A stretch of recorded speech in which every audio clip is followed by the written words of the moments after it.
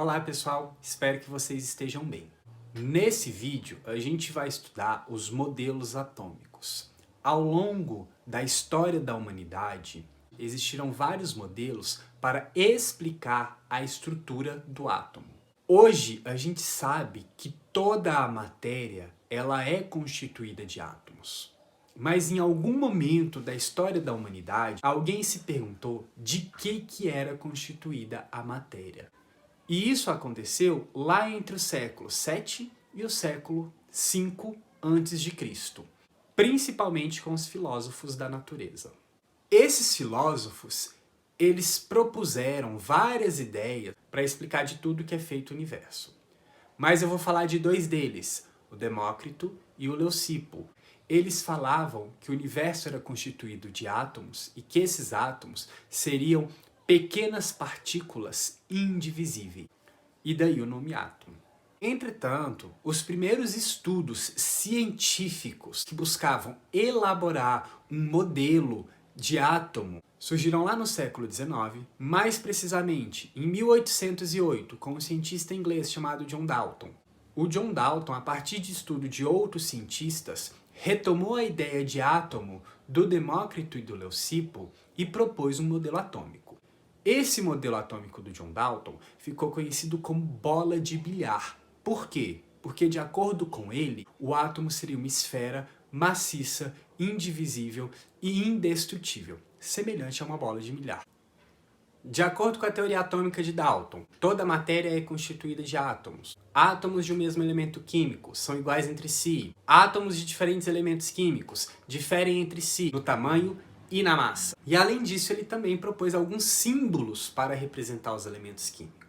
É importante a gente falar aqui que o Dalton falava da existência de substâncias simples e substâncias compostas. O que são substâncias simples? Substâncias simples são aquelas substâncias formadas por átomos de um único elemento químico, como, por exemplo, o gás oxigênio, o gás hidrogênio, o gás nitrogênio e também o gás ozônio.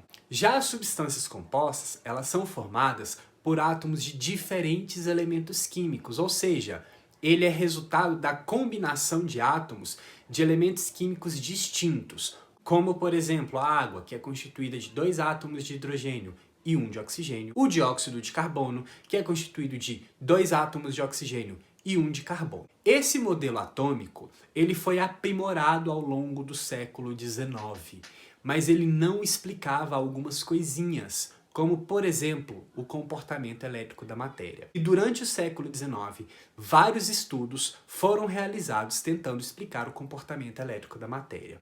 Dentre os estudos mais importantes estão aqueles que foram feitos com raios catódicos. Lá no finalzinho do século XIX, mais precisamente em 1897, um outro cientista inglês chamado Joseph John Thomson, estudando a natureza elétrica da matéria com os raios catódicos, propôs um novo modelo. O Thomson, ele estudava a natureza elétrica da matéria, e esses raios catódicos foram muito importantes para que ele elaborasse o seu modelo atômico.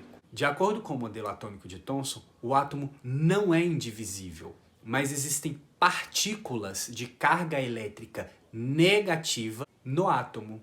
Ou seja, de acordo com Thomson, o átomo seria uma esfera de carga positiva na qual estariam incrustados algumas partículas de carga negativa que mais tarde foram chamadas de elétron. A identificação dessas cargas elétricas foi muito importante porque rompia com aquela ideia de que o átomo era indivisível. É lógico que se a gente comparar o modelo atômico de Dalton e o modelo atômico de Thomson, a gente vai perceber algumas semelhanças. Por exemplo, para os dois, o átomo ele é sim esférico e ele é maciço. Porém, para o Thomson, o átomo ele não é indivisível. Ele possui os elétrons. O modelo atômico de Thomson ficou conhecido como o modelo atômico do pudim de passas, fazendo uma referência às passas que ficam incrustadas no pudim, como se as passas fossem os elétrons. Na próxima aula, a gente vai estudar outros modelos atômicos. Mas o que é importante a gente perceber?